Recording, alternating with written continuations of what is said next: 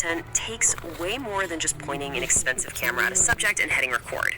Welcome to this explainer, where today we're going to merge the biological human physiology of peak performance with the highly technical art of video production. Whether you're breaking down complex medical science or trying to capture the raw intensity of a heavy deadlift, pulling off a captivating video requires a deep understanding of your subject, the gear, and the environment.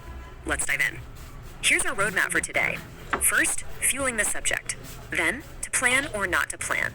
Third, gear and camera angles. Fourth, lighting and atmosphere. And finally, sound design and editing. Section 1, fueling the subject, the physiology of pre-production. Think about it. Before the cameras even roll, our absolute most important piece of gear, the subject, needs to be prepped. To really make sense of this production pipeline, we have to start by treating the human body as the ultimate piece of pre-production equipment. Sports Science Insights reminds us that staying well hydrated isn't just about quenching thirst. It actually decreases cardiovascular strain. When your subject is properly hydrated, the intense physical activity under those notoriously hot studio lights actually feels easier, which keeps their energy up for take after take without burning out. So what's the actual math here? Well, if your subject hits a 2% dehydration threshold, you are going to see a sharp, noticeable drop in both their physical output and their mental sharpness on camera. We definitely don't want that. To prevent it, an athlete or presenter needs to drink enough to keep their body weight loss safely under that 2% mark. For optimal prehydration, the specific target is 2 to 4 milliliters per pound of body weight a few hours before the heavy lifting even begins. But here's where it gets kind of wild. Sweat rates vary wildly from person to person. We're talking anywhere from less than a single liter to well over 2 liters per hour. Because everyone sweats differently based on their fitness level, genetics, and the room environment, hydration on your set has to be entirely personalized. You really can't just hand everyone the exact same generic water bottle and expect the exact same high-level performance.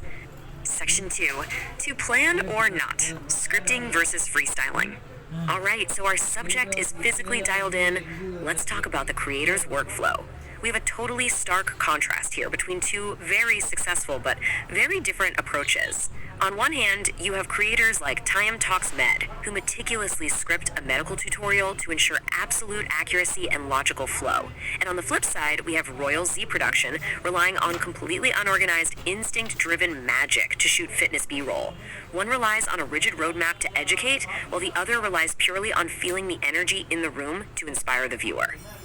Now, if you're making structured educational content, having a rigid, multi-step pipeline is an absolute lifesaver. By utilizing tools like complete anatomy software, building graphics in BioRender, and meticulously writing and recording a full script before even opening a video editor, the creator guarantees clear, accessible teaching. And if your audience is made up of visual learners, they'll absolutely thrive on this kind of tight structure because it prevents cognitive overload when they're trying to grasp complex ideas. Section 3, gear and camera angles, capturing the action. Okay, let's talk about glass. A huge secret for capturing that premium cinematic fitness look is using a prime lens, specifically something like a 35mm. Because a prime lens literally cannot zoom, it forces you, the creator, to physically move your entire body through the gym to frame the shot.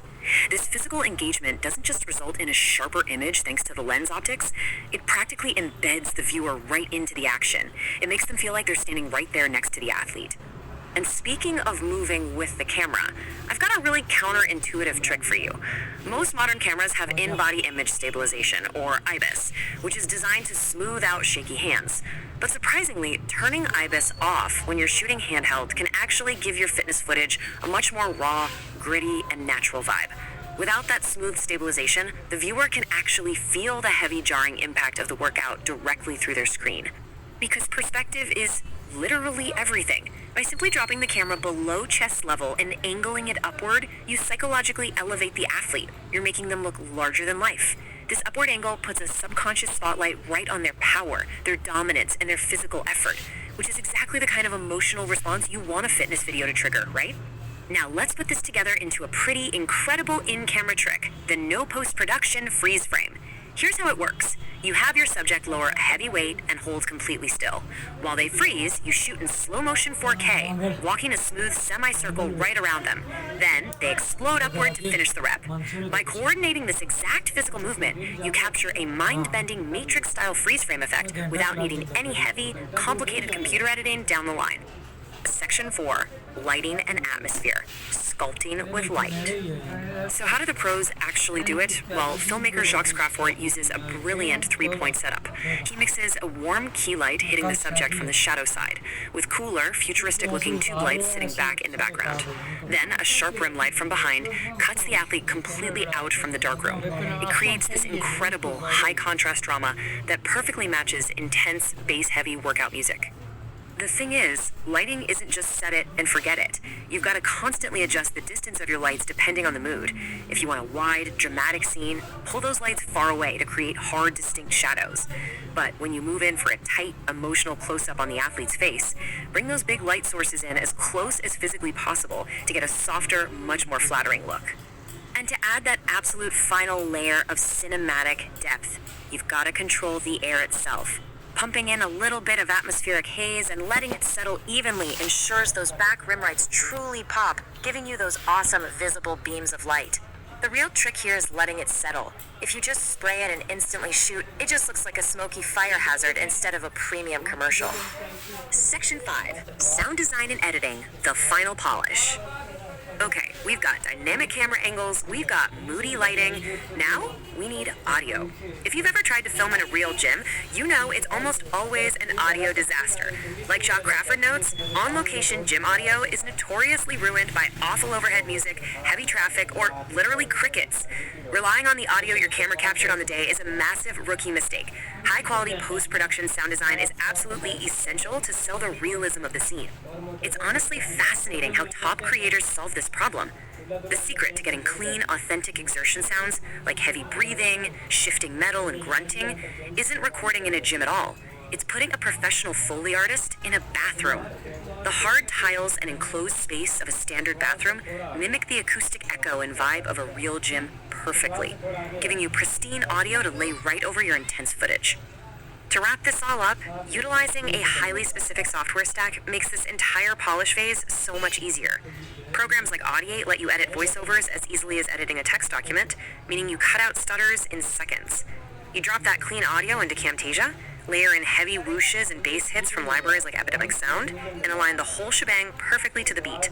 Top it off with a clean Canva thumbnail, and your explainer is ready to go. Conclusion: empowering your inner creator. So, we've covered everything from biological sweat management and pre-production planning to the magic of 35mm focal lengths and Foley audio illusions. And I want to leave you with this. What unique knowledge or physical feats do you have locked inside of you? Grab a water bottle, pick up a camera, and start creating. Because your unique lens might be exactly what the world needs to see to finally understand. Thanks so much for joining me on this explainer, and I'll see you next time.